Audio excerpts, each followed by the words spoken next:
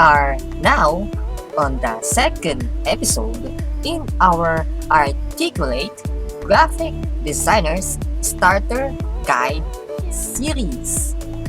Sana may natutunan kayo doon sa first episode natin and ginagawa nyo na rin yung mga bagay na pinakita natin sa video na yon. Dito sa second episode, pag-aaralan natin ang isa sa mga pinaka-importanteng haligi ng graphic design, ang typography. Karamihan sa atin, lalo na yung mga bago sa larangan na to, aakala natin sa ganitong art ay puro pictures and kulay na lang. To be honest, ako man ay hindi ko ito binigyan ng pansin noong ako ay nasisimula pa lang. But as I go on with this kind of career, dito ko unti-unting nalalaman ang importance nito. So, what is typography?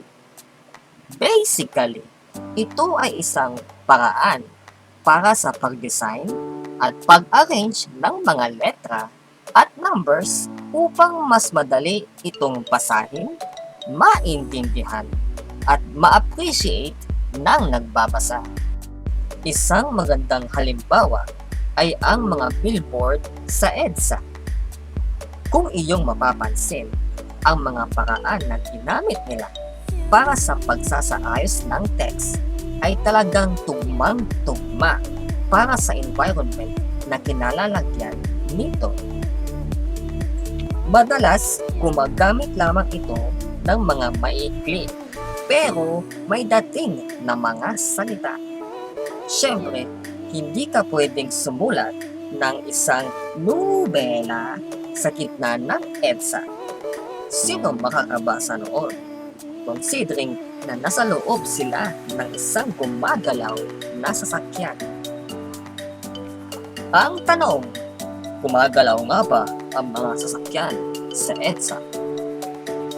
Okay, paano natin magagawang madaling basahin ang isang word or phrase ng design? Siyempre, gagawin natin ito gamit ang iyong preferred na application. Malamang ito ay Photoshop. Pwede naman tayo gumamit ng ibang software sa pagdidesign kagaya ng Illustrator, Corel, at iba pa. Take note na ang bawat application ay may pagkakaiba sa paraan ng paggamit nito, lalo na sa pag-input ng text at numbers. Kagaya ng naunang video, gagamit ulit tayo ng Photoshop. Para maging matagumpay ka dito, kailangan mong i-considera ang proper font size, font color, at font style ng words mo. Sa font size, dapat ay tamang-tama ang laki ng mga letra na gagamitin mo. Ibabalansin mo yan sa buong paligid ng design. Halimbawa, meron kang picture ng isang model. Kinakailangan na hindi masapawan ang model. At kung minsan naman, sinasabay din ang laki ng text sa ibang background elements nito. Ang pinakamahalagang text, gaya ng brand at title, usually ang pinakamalaki at the rest ay mas maliit lamang. To do this in Photoshop, mag-open ka muna ng new file. Sa my left side, meron tayong makikitang letter T symbol. Click natin ito or gamit tayo ng keyboard shortcut T. Magbabago ang iyong mouse cursor. I-click mo ito sa canvas. Pwede ka nang mag-type ng words at numbers. Para baguhin ang size ng tinype mo, highlight mo yung text at i-click mo itong button sa itaas at mag-select ka ng size na gusto mo. Pwede mo rin i-type yung size mismo. Or para mas madali, click mo muna yung selection tool sa may left side at gamitin ang keyboard shortcut na Ctrl T. At may lalabas na box sa paligid ng text. Hold mo yung shift at i-drag ang isang corner ng box para mabago ang size nito. Pag okay na yung size, i-enter mo lang. Make sure na habang ginagawa mo ang mga ito, nakaselect ang tamang layer na makikita sa side na to. Kung wala naman, click mo yung window sa taas at select layers. Ang gamit ng layers ay dito nakalagay ang lahat ng objects, elements, at effects na ginagamit mo. Katulad na lang ng text na ginawa mo kanina. Pag-click mo ng T, automatic may dadagdag na layer. At kapag nag-type ka na ng word or number, magkakaroon ito ng label na gaya rin ng tinype mo.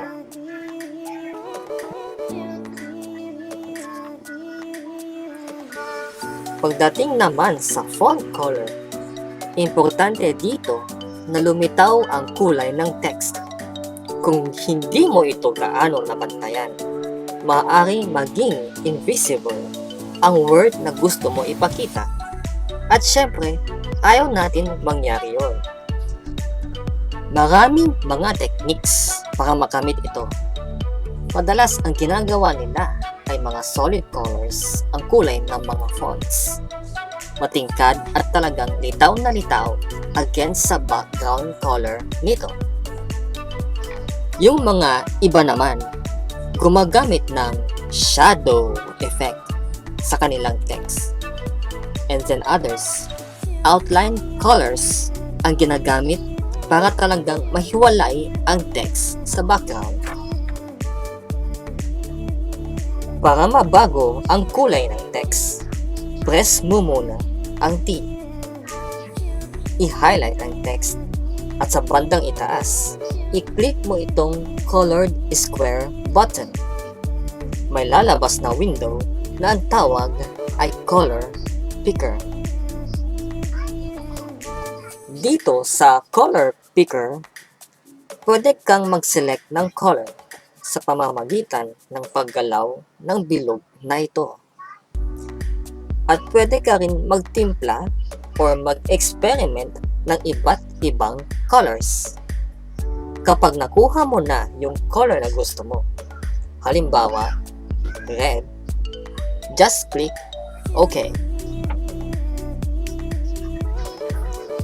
Para magawa mo ang shadow effect, kailangan natin gamitin yung layers. Katulad ng sinabi natin kanina, pwede tayong maglagay ng effects or ang tawag nila dito ay layer styles para sa mga objects natin sa design. First, make sure na nakaselect ang tamang object na lalagyan mo ng shadow. I-click mo ang FX button dito sa baba and select Drop Shadow. Usually, ang kulay ng drop shadow ay black. So, hindi mo na kailangang palitan ang kulay nito. Sa baba naman, makikita mo ang sliders ng opacity, distance, at size. Sa opacity, pwede maging transparent or sobrang litaw ang shadow effect kapag ginalaw mo ang slider nito or mag-input ng certain percentage sa box na ito. Ina-adjust naman ng distance ang layo ng shadow sa letter at yung size naman ay yung laki ng shadow.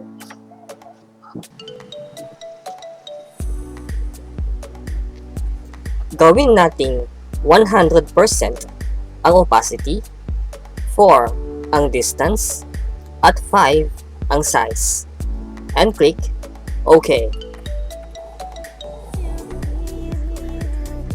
Para naman magkaroon ng outline color sa paligid ng text, dito ka ulit sa layers at i-click mo itong effects button. Select mo ang stroke. Kung mapapansin mo, nagkaroon ka agad ng outline color or stroke doon sa text. Pwede mo palitan ang kapal ng stroke sa pamamagitan ng pag-adjust sa slider nito or pag-input ng number dito sa box. Try natin ang value na 4. You can also adjust the opacity. Gawin natin 100%. Kapag i-click mo naman itong colored box na ito, lalabas ulit ang color picker. Select mo yung tamang kulay ng stroke, let's say black, at i-click OK. At click mo ulit ang OK dito. Sa font style naman tayo. Sa paglipas ng panahon, parami ang mga font styles na nagiging available para sa atin. Sa katunayan, kapag nag-search ka sa internet, napakarami agad ang selections na bubulaga sa harapan mo. Andyan ang mga free options at paid options na pwede mo i-download. Meron din tayong mga tools na pwede natin gamitin para mas lalong mapadali ang pagpili natin ng font styles. Ang ginagamit ko ay ang AMP Font Viewer. Madadownload mo ito ng libre sa ampsoft.net. Napagkalaki ng tulong nito kasi i-input mo lang yung words or text at ipapakita na yung word na nilagay mo gamit ang lahat ng font styles na naka-install na sa iyong computer. Pipili ka na lang kung ano ang bagay sa iyong design. Sa pagpili ng font style, mahalagang isaalang-alang kung bakit at kung kanino mo ginagawa ang design mo. Kung ang poster na ginagawa mo ay gagamitin para sa isang pelikula na may robot at spaceship, syempre, ang font style mo ay dapat futuristic ang dating. Siguradong pangit ang kalabasan kapag Times New Roman or Old English ang gagamitin mo. Kung mahilig kang manood ng TV, mapapansin mo na marami tayong makukuhang examples. Compare mo na lang yung mga titles ng mga teleserye at mga pangbata na palabas. Tignan mo din yung mga titles ng para sa news, documentaries, at mga gag shows. Magkakaiba, diba? Sa Photoshop, pwede mo palit-palitan ang font style sa ganitong paraan. Press mo yung T, highlight mo yung text na i-edit mo. Sa taas, click mo itong button na to at may lalabas ng mga selection of font styles. Click mo lang yung gusto mong font. Napaka-importante din ang proper spacing ng bawat letra sa isang word. Pwede nating liitan ang space or lakihan ito depende sa kinakailangan ng design. Kung maliit ang area na paglalagyan mo, mainam na medyo i-decrease mo yung spacing ng bawat letra para mapagkasya mo ito. Or kung sagana ka naman sa area, pwede mo i-increase ang spacing para ma-emphasize mo mas lalo yung word. Sa Photoshop ulit, highlight mo yung text. Tapos, sa may right side, click mo yung button na symbol ng letter A. May lalabas na tab. Sa loob ng tab na ito, makikita mo yung iba't ibang options para sa text. Kapag i-click mo ito, pwede mong i-adjust ang spacing ng letters horizontally by simply selecting a value dito, or pwede mo din i-input yung value sa box na ito. Gawin natin 20. Dito naman, ina-adjust na yung vertical spacing ng letters kapag yung word mo ay composed of 2 or more lines. Halimbawa, ganito. Tapos, gawin nating 50 yung vertical spacing. Minsan, ikaw mismo ang magko-compose ng mga words na ilalagay mo. Pero may mga pagkakataon din na meron nang nakahandang script at itatype mo na lang ito sa design. Either way, dapat flexible ka at try your best na gawing maganda ang design. Ayan ang basic idea ng typography. Medyo mahirap siya sa umpisa, pero as you go on, mas lalo pa dadami ang kaalaman mo at mas lalo kang magiging bihasa sa mga designs na iyong ginagawa. One important note, dahil mga letters and syempre numbers ang pinag-uusapan natin, kailangan at napaka-importante na wala kang typo error, lalo na sa print. Kaya mainam na ipa-double check mo muna sa ibang tao ang gawa mo bago isalang ito sa anumang printer or isubmit ito sa pagbibigyan mo. Diyan ulit nagtatapos ang video na to. Sana marami kayong natutunan. Kung wala, edi move on ka na lang. Follow, subscribe, like, kung ano man yan. See you next time. God bless. Ang kaartean ay pwedeng idaan sa art. Art-E-Cool8t ang tawag dyan. Bye!